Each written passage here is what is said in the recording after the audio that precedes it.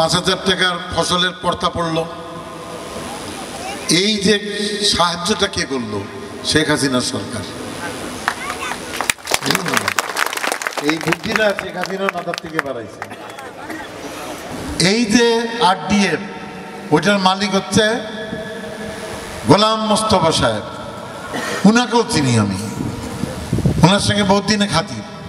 তুমি বলছে ইনু ভাই আপনার এলাকায় সৌর বিদ্যুৎ হবে না, তো কার এলাকায় হবে? খালেদা জিয়ার ছাগল নাই না, হবে না। এখন আমি বলছি না, খালেদা জিয়া ওখানে নাই, তার সাথে শিরিন আক্তার আছে ওখানে, সুতরাং ছাগল নাই, এতেও একটা সৌর বিদ্যুৎ করতে হবে। বুঝলেন না?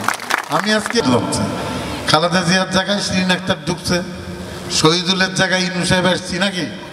হ্যাঁ, তো আমরা এখানে আছি।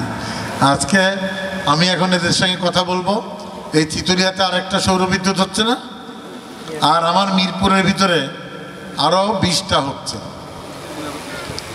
আর আরো প্রক্রিয়াধীন 30টা ভেড়া মেড়া নিয়ে যাব।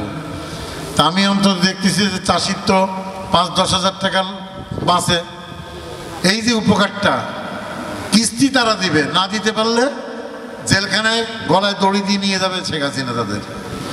যদি তারা আপনাদের টাকা মাইরে খায় তাহলে তারা জেলে যাবে, চাষি যাবে না। কিন্তু মনে আছে, আপনি তো নগদ নিয়ে নিচ্ছেন, তাই না? 2,500 টাকা পানি যাচ্ছে।